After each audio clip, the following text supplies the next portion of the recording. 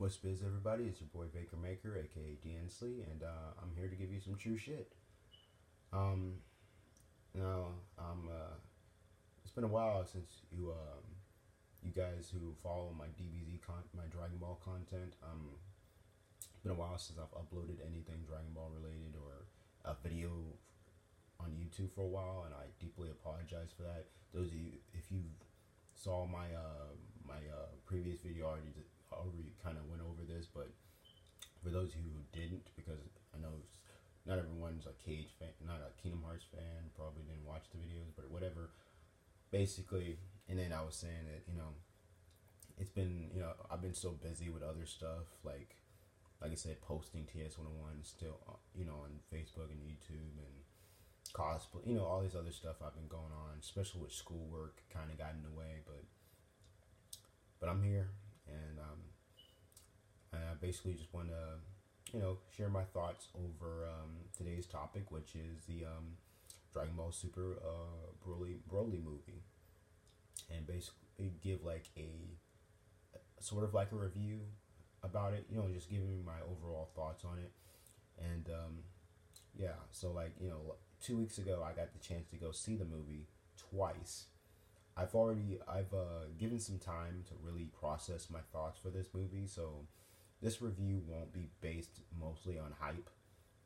And then I think it's very important to also mention this, but this goes without saying. But there will be major spoilers in this, so you've been warned.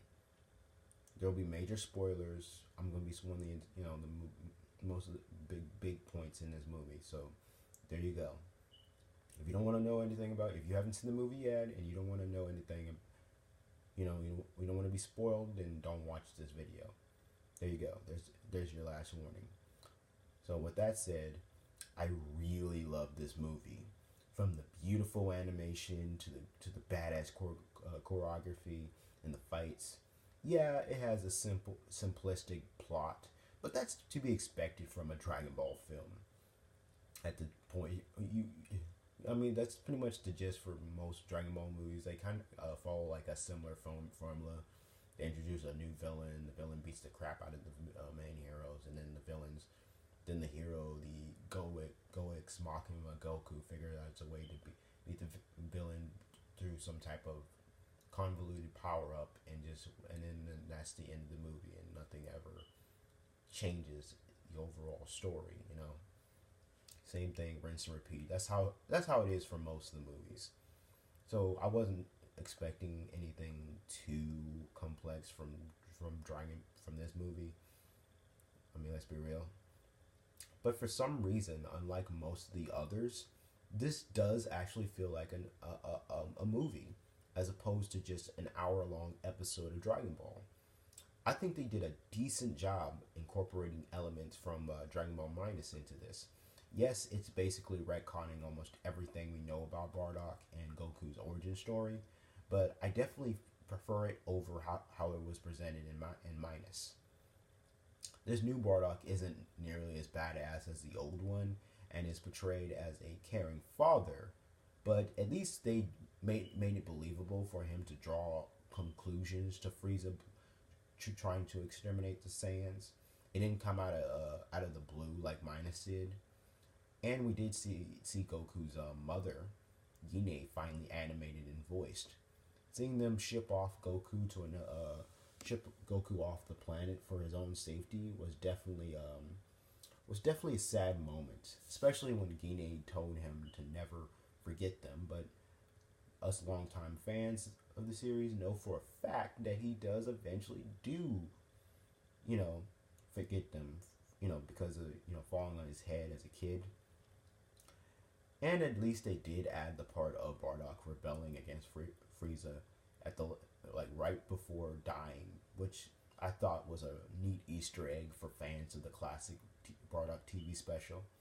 Still, it's inferior to that version, but I still like this new interpretation of the story, even though it pretty much makes Goku's origin the same as Superman's, pretty much. Now I realize that the Broly that debuted in the eighth Dragon Ball film has become the most controversial villain in the Dragon Ball community due to some fans loving the character so much that they tend to think he's much more stronger than what he really was, while others absolutely hating him and thought he was overrated and just felt like he was one dimensional. I still love the character, and for the longest time ranked the first Broly movie extremely high on my list for favorite Dragon Ball movies. But with that said, I did have a couple issues with the original Broly, as with a lot of other people. I felt like his motivation for hating Kakarot was extremely stupid, and I always hated how the original movie ended. However, this new version of Broly's character, as well as his story, which was redone by Akira Toriyama to make him fit into Dragon Ball Super's continuity, basically fixes all the issues I had with the original Broly. This movie adds more depth to his character and actually made him more sympathetic, as he wasn't evil or insane like the original Broly was. Granted, he does go berserk for the rest of the movie, even though Whis was there and could potentially stop Broly if he really wanted to. That still didn't take away the attention for the movie, because I don't know about you guys, but I was more worried for Broly's sake more so than Goku and Vegeta dying. Because let's be real, at this point we all knew along with the planet would be fine. Because again, we've all seen the end of Z. We have all seen the end of the Dragon Ball anime. Because remember, this takes place before then. Super. That's what I'm saying. Like, it's kind of hard to really try to create tension for this series, for all these new arcs, when you know the ending. You know how it's all gonna end with Goku and them all at the tournament, and Goku fighting Oob, and then just going off in the sunset and training with him. We all know what's gonna happen, so it's kind of hard to create tension like that. But again, this movie wasn't centered, like, at least to me, it wasn't centered on Goku and Vegeta beating this new powerful threat. I felt like the tension was more on Broly, if anything. I felt like in many ways this was his story, not theirs. You know, it was really his situation. It was from his point of view and everything like that. I didn't want to see this version of Broly die, because he wasn't really a bad guy and was only fighting because of his father's influence. And a Kamehameha blast from Gogeta would have definitely killed him if it wasn't for the wish Chila, I think that's her name, the wish Chila made at the very last minute to teleport him back to planet Vampa. So if it wasn't for Chila, that blast would have definitely killed Broly. Like, no question about it. Even though I did miss the trash talking the original Broly did, especially in the original Funimation dub, and prefer his wardrobe over from the original movie, I really did enjoy this new take on Broly and look forward to what Super will do to his character going forward.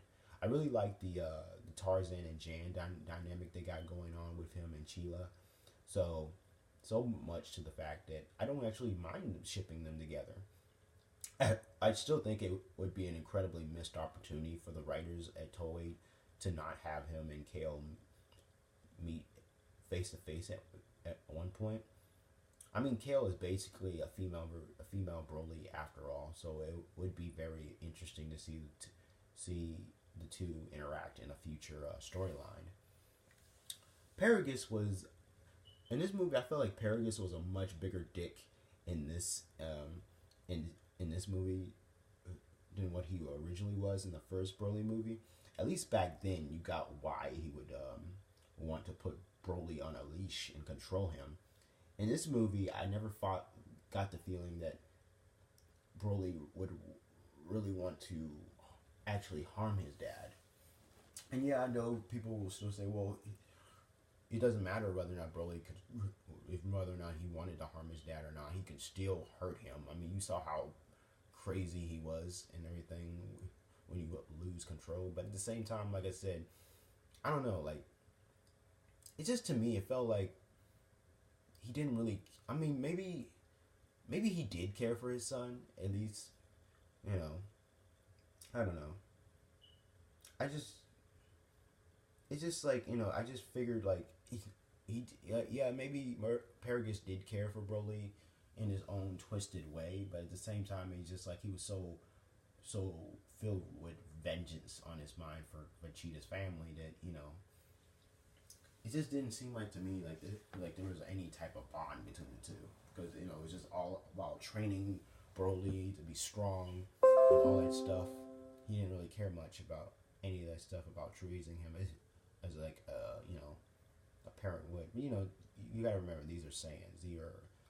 They're a warrior race type of thing. They don't go by the same rules as humans do and stuff.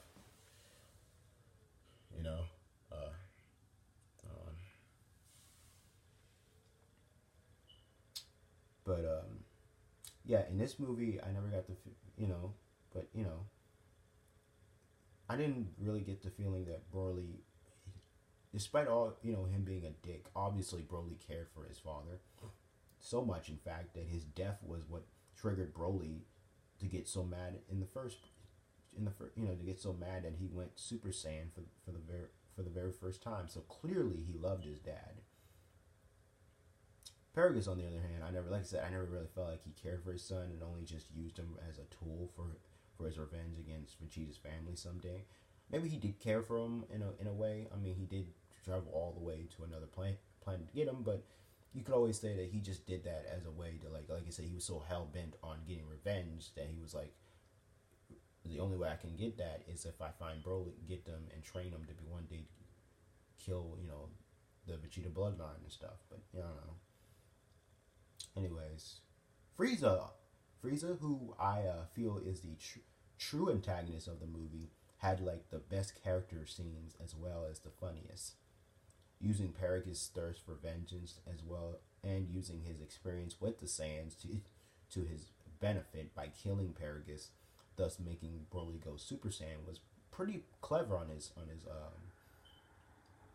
which I thought was pretty clever. Frieza at this point, I know some people are complaining, feeling like this is a different Frieza than we're so used to. But you gotta remember, Frieza at this point, he knows he isn't the strongest. So now he takes on a more manipulative role to get what he wants, which I love. Yes, he's become a bit comical at this point, especially when it comes to his wish.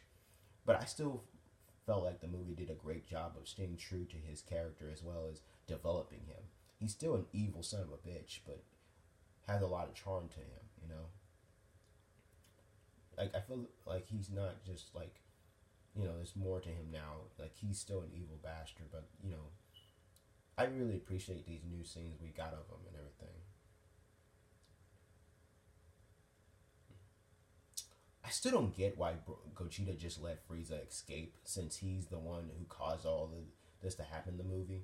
I'm pretty sure Gogeta had enough energy to one-shot Frieza to death, and it just makes it more messed up because because after this, Frieza goes on to terrorize more people from different planets after this. Speaking of Gogeta, it was great to finally see him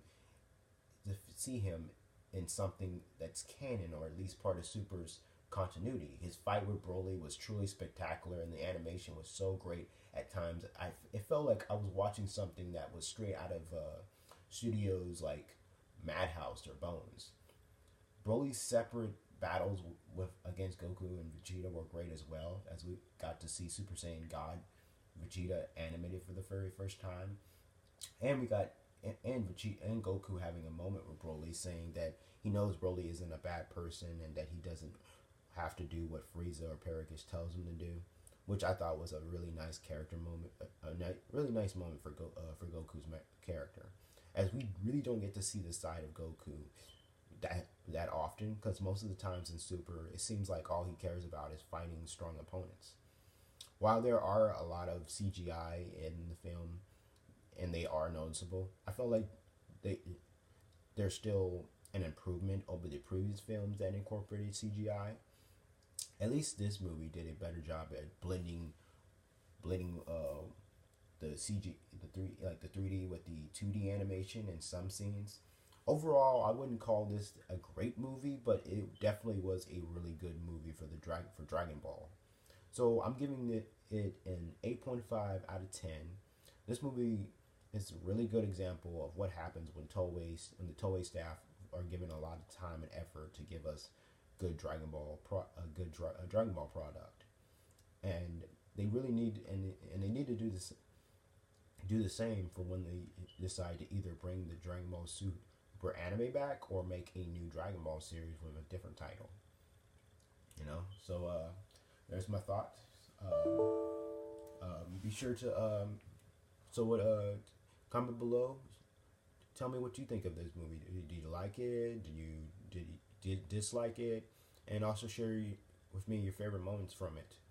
So give it a like if you enjoyed this video, and like I said, just comment below on your thoughts and everything. Do you agree with me or disagree with me, or whatever? And I guess that's it for now. Um, but yeah, I'll try to upload more frequently. Well, for the past couple, now I will admit that I will be taking another break, but I'm kind of working because like there's this new game that come out called Kingdom Hearts 3, and I'm gonna be playing it intensely for the next couple of weeks until I finish it. So yeah, but until then, when I finally finish, I will come back stronger than ever with more videos more frequently. But yeah, this will be the last video you'll hear from me for a little bit, at least for a couple weeks. But I will be back, guys. I promise.